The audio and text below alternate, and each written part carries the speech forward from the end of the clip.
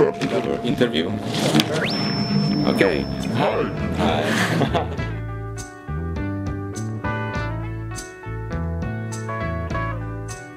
So we have a bunch of questions, like I told you.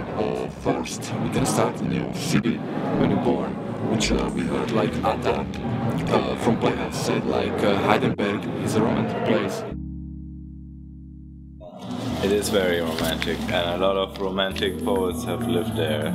Hölderlin and Goethe lived there for a little bit, and Thomas Mann, many people.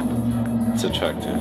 We had a little house in the old town, and it was like a communal studio, and we shared the rent among 8 people, and 8 people had keys, and it was just a place to hang out, and with a nice studio, old school, no computers, just CD gate, triggering 808, 606, analog sequencers as well, really old school, you know, pre-MIDI. And it was a nice place, and all the guests we had, they came there, and we had like FX Twin or Baby Ford, everybody, Chez Damier, everybody was there. So in your house?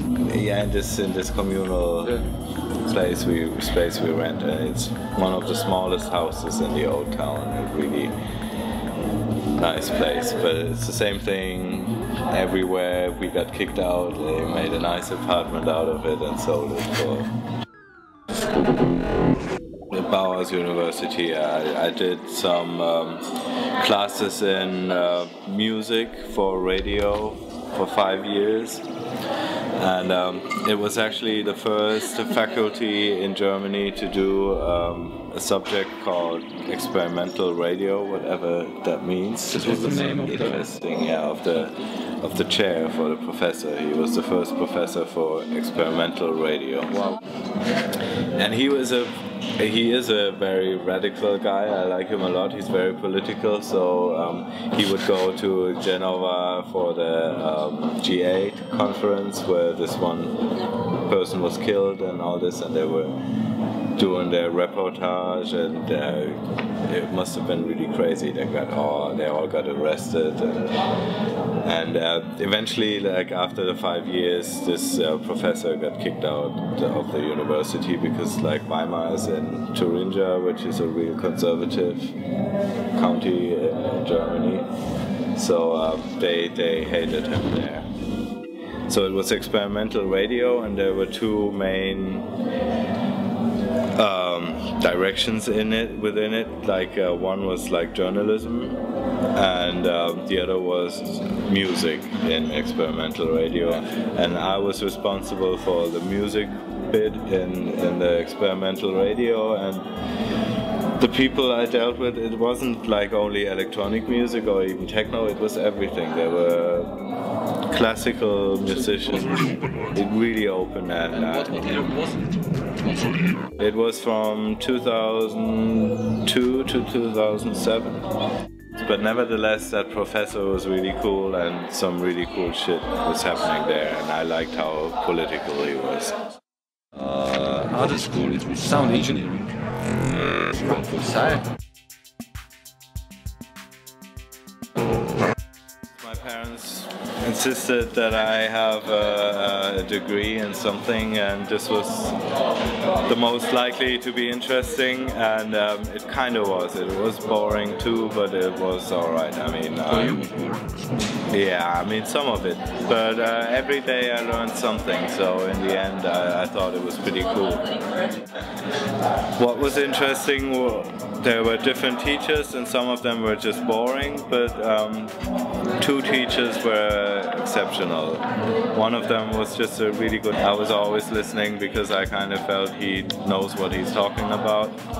And the head of the school was also a really cool guy. He was doing really far out experimental crazy stuff, and he was kind of radical in his approach, not a boring person. But most teachers and most classes were just really boring, you know, physics, like acoustics, how they behave, a lot of calculations, and I mean it's stuff that's useful, but it's not really exciting. So, but whatever, being an audio engineer or whatever doesn't help when you get there and you start playing, it's too late, you know, you cannot really do anything. You can just realize what's going on, and maybe you know what the problem is, but you can't do anything. You do start feeling lonely if you travel all the time, and I meet really nice people, but it's just for one night, and some of them I get to see again maybe the following year or 2 years later. Some of them I will never meet again. My best friend has a kid and I see it for the first time when it's 2 years old. Then I realize I have a problem, you know. I do have a family. You have? Yeah. I have a wife and I have a 12-year-old son. Oh, really? Your wife? She like this? She like the music? She like your production? Or not very much, I think. What she do? What does she do? She's working for a really big company, SAP. It's a software company, and I mean, I guess she likes it to some extent, but no, she's not really crazy about it, but that's something I liked about her.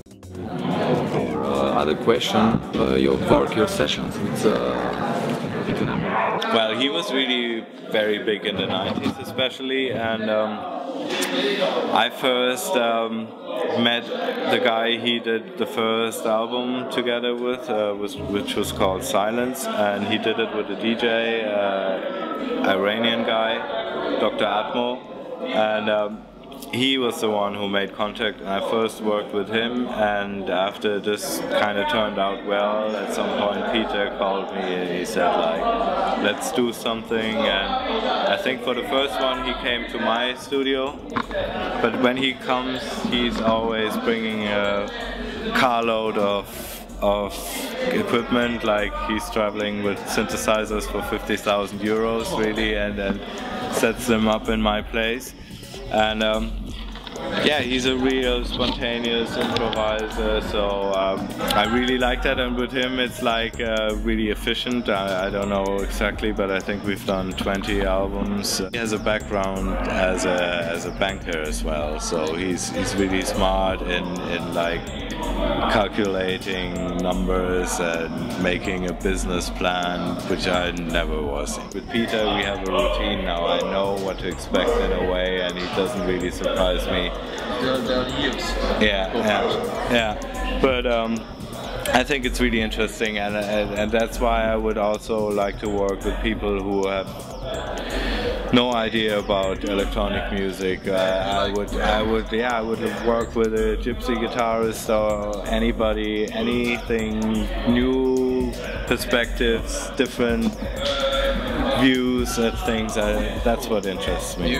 But I mean, like the whole idea of collaborating not only with Pete Nemlook but with Jonah Sharp or Benjamin Brunn or Studio Panko, it's really important because like the job is a solitary thing. I travel on my own, I meet these people, but I have to leave, so I'm lonely there, and like making music on your own in the studio can be another very lonely affair, and it's nice, sometimes I need it, but I think essentially music has a lot to do with communication, the musician and the audience, but even more so like band members or people who create music together. So I think working with other people is really essential to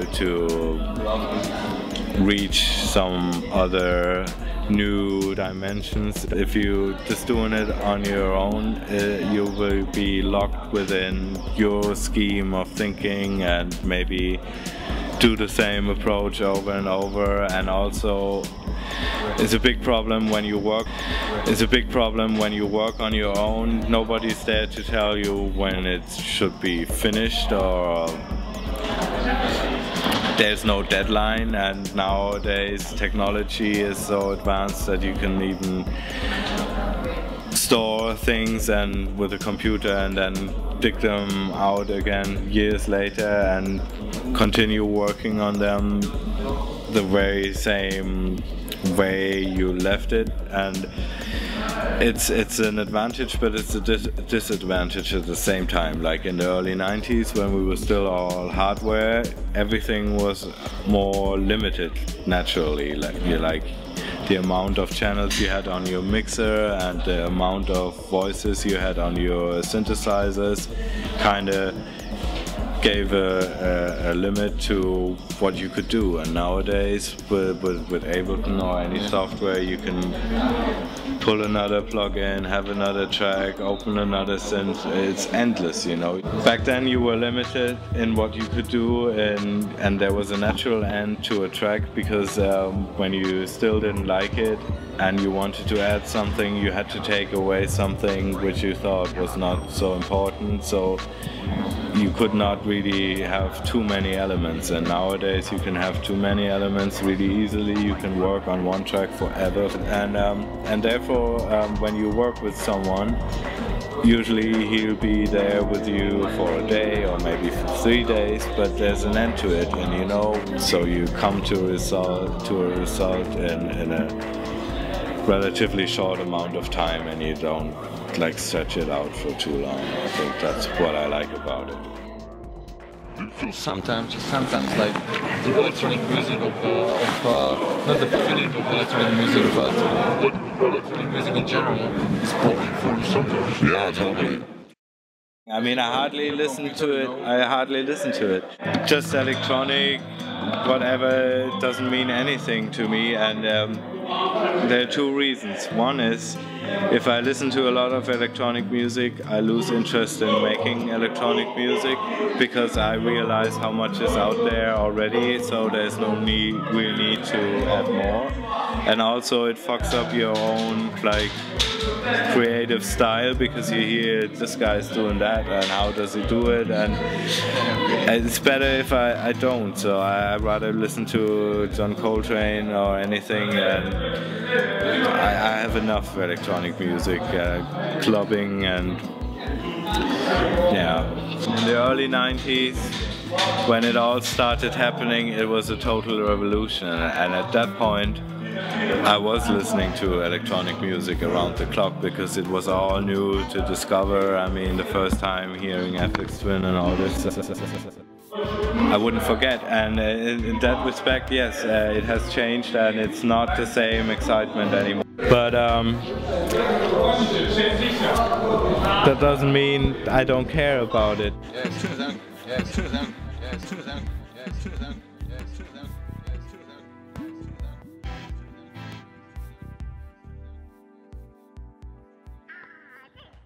So your real name is David Moufang. Okay.